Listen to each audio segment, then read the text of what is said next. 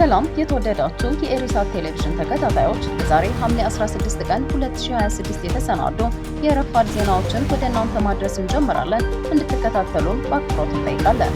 አበይት ነጥቦቹን በቅድሚያ አምባሳደር ማሲንጋ በቅርቡ ወደ መቀሌ እንደሚመለስ ተገለጸ።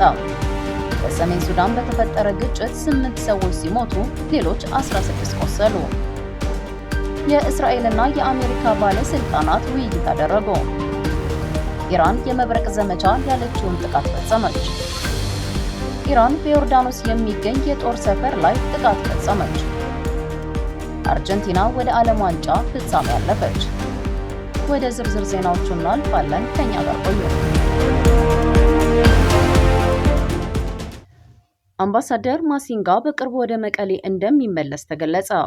በኢትዮጵያ የአሜሪካ አምባሳደር ኤርቪንግ ማሲንጋ ሐምሌ 15 ቀን በትግራይ ክልል መቀሌ ከተማ ያደረገው ጉብኝት በክልሉ ያለውን የአካባቢ ሰላምና ደህንነት፣ የሰብአዊ እርዳታ ሁኔታና ሌሎች ወቅታዊ ጉዳዮች ላይ ያተኮረ መሆኑን የትግራይ ክልል ፕሬዝዳንት ጽሕፈት ቤት ገልጿል።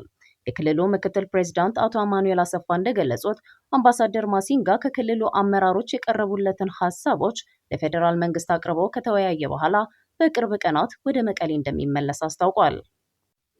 አሁን ያሉት ችግሮች በሰላማዊ መንገድ እንዲፈቱ ዝግጁ ነን፣ ይህንንም ለአምባሳደሩ ገልጸንለታል ያሉት አቶ አማኑኤል የአፍሪካ ቀንድ ልዩ የሰላም መልእክተኛ ኦሉሴጎን ኦባሳንጆ በቅርቡ ያደረጉት ጉብኝት በፌዴራል መንግስትና በትግራይ መካከል የነበረውን ውጥረት ለማርገብ የሚጠበቀውን ውጤት አላመጣም ብለዋል።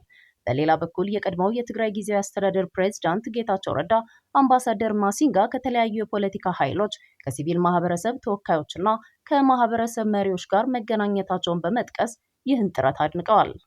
አምባሳደሩ ከጄኔራል ታደሰ ወረደ ጋር እንዳይገናኝ መደረጉን የጠቀሱት አቶ ጌታቸው በትግራይ ያለው ቡድን ህዝቡን የድርድር መሳሪያ በማድረግ የራሱን ጥቅም ለማስጠበቅ እየተንቀሳቀሰ ያለው መንገድ አደገኛና ውጤት የሌለው ነው ብለዋል።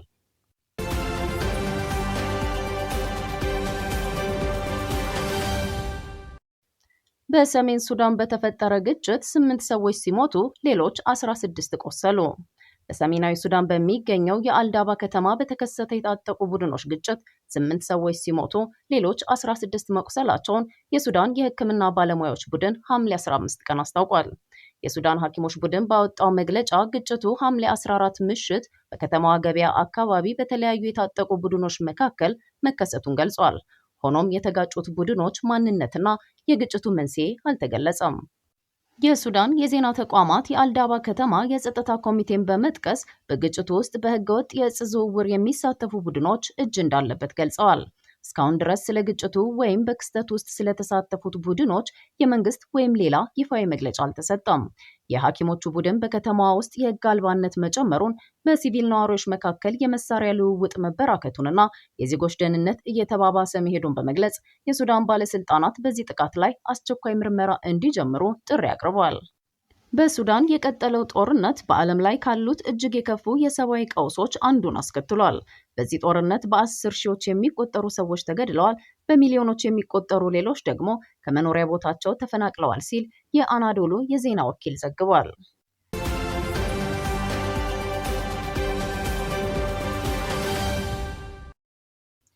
የእስራኤልና የአሜሪካ ባለስልጣናት ውይይት አደረጉ። የእስራኤል መከላከያ ሚኒስትር ካትስ ከአሜሪካ አቻቸው የመከላከያ ሚኒስትር ፒት ሄግሴት ጋር በሌሊት በስልክ መወያየታቸውን መስሪያ ቤታቸው አስታውቋል።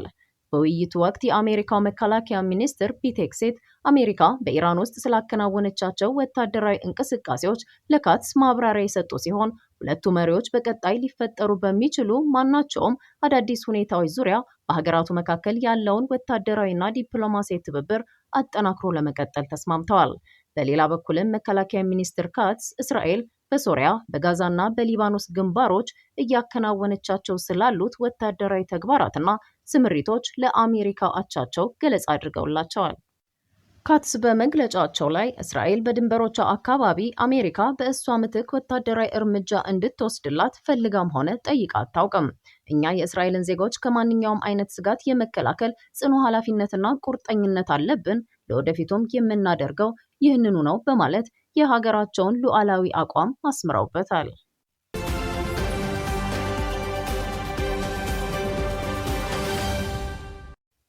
ኢራን የመብረቅ ዘመቻ ያለችውን ጥቃት ፈጸመች። የኢራን ጦር የመብረቅ ዘመቻ ወይም ኦፕሬሽን ላይትኒንግ ብሎ የሰየመውንና የአጸፋ እርምጃ አካል የሆነውን 10ኛ ዙር ወታደራዊ ጥቃት በኩዌትና በባህሬን በሚገኙ የአሜሪካ የራዳርና የመከላከያ ስርዓቶች ላይ መፈጸሙን ይፋ አደረገ። የሀገሪቱ መንግስታዊ መገናኛ ብዙሃን የጦሩን መግለጫ ዋቢ አድርገው እንደዘገቡት በኩዌት በሚገኘው የአሊ አልሳሌም ወታደራዊ እዝ ላይ የአሜሪካ ጦር የሚጠቀምባቸውን የራዳር ስርዓቶች፣ የፓትሪዮት ሚሳኤል መከላከያዎችንና የነዳጅ ማከማቻ ታንኮችን ኢላማ ያደረገ ጥቃት ተሰንዝሯል። ከዚህ በተጨማሪ በሌላ ዙር በተሰነዘረ ጥቃት በባህሬን በሚገኘው የሼክ ኢሳ ወታደራዊ ካምፕ ውስጥ የአሜሪካ ኃይሎች የሚጠቀሙባቸው የኮሙኒኬሽንና የራዳር መዋቅሮች በተለይም የሱፐር ሃውክ ራዳሮችና የፓትሪዮት መከላከያ መትኪያ ቦታዎች በሰው አልባ በራሪዎች መመታታቸውን የኢራን ጦር አስታውቋል። ከዚህ ጥቃት አስቀድሞ የኢራን አብዮታዊ ጠባቂ ጦር በኩዌቱ የአሊ አልሳሌም አየር ኃይል ካምፕ ላይ ጥቃት መፈጸሙን አስታውቆ የነበረ ሲሆን በወቅቱ ጥቃቱ ያነጣጠረው የሲራም የቅድመ ማስጠንቀቂያ ራዳር እና የአሜሪካ ወታደሮች መለያያ ስፍራ ላይ እንደነበር ገልጿል።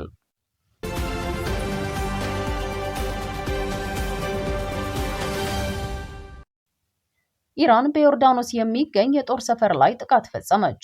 የኢራን አብዮታዊ ጠባቂ ጦር በተመሳሳይ የጦር ሰፈር ላይ በሚሳኤል የታገዘ ጥቃት ማድረሱን አስታውቋል።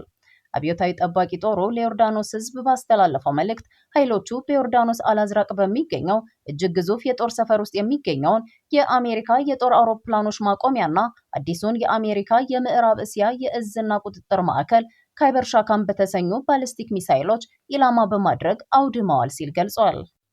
ጥቃቱ የተፈጸመው በአህፋዝ ከተማ 121 የካንሰር ታማሚ ህጻናት ከመጠለያቸው እንዲፈናቀሉ ላደረገው የአሜሪካ ጥቃት እንዲሁም በመጋቢት ወር በሚናብ ከተማ በሚገኝ ትምህርት ቤት ውስጥ 168 ህጻናትን ለገደለው የአሜሪካ ጥቃት የአጸፋ እርምጃ መሆኑን ጦሩ አስታውቋል።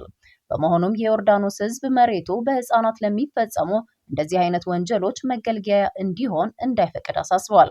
የኢራን አብዮታዊ ጠባቂ ጦር ይህንን መግለጫ ያወጣው የዮርዳኖስ ጦር ዛሬ ማለዳ 8 የኢራን ሚሳኤሎችን በአየር ላይ ማክሸፉን ማስታወቁን ተከትሎ ነው።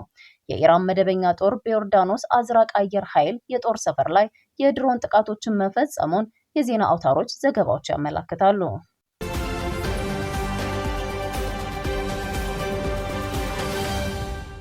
በመጨረሻም ዜና ስፖርት። አርጀንቲና ወደ ዓለም ዋንጫ ፍጻሜ ያለፈች። በ23ኛው የዓለም ዋንጫ በአትላንታ ስታዲየም በእንግሊዝና አርጀንቲና መካከል የተካሄደው እጅግ ተጠባቂ የግማሽ ፍጻሜ ጨዋታ በአርጀንቲና 2-1 አሸናፊነት ተጠናቋል። ለአርጀንቲና የአሸናፊነት ግቦቹን በ85ኛው ደቂቃ ኤንዞ ፈርናንዴዝ እንዲሁም በጭማሪው ሰዓት ላውታሮ ማርቲኔዝ ከመረብ አሳርፈዋል። ለእንግሊዝ ብቸኛዋን ግብ በ55ኛው ደቂቃ አንቶኒ ጎርደን አስቆጥሯል። የወቅቱ የዓለም ሻምፒዮን አርጀንቲና ለዋንጫው ክብሯን ለማስጠበቅ የፊታችን እሁድ ከስፔን ብሔራዊ ቡድን ጋር ታላቅ የፍጻሜ ጨዋታዋን ታደርጋለች። የግማሽ ፍጻሜ ጨዋታዎች ተሸናፊዎቹ ፈረንሳይና እንግሊዝ ደግሞ የፊታችን ቅዳሜ ሌሊት 3ኛ ደረጃን ይዞ ለማጠናቀቅ የሚጫወቱ ይሆናል። የተወደዳችሁ የኤሪሳት ቴሌቪዥን ተከታታዮች ለዛሬ ረፋድ የተሰናዱ ዜናዎቻችንን በዚሁ አበቃን። በቀጣይ የዜና እወጃ ሰዓታችን እስከምንገናኝ መልካሙን ሁሉ ተመኘን። ሰላም።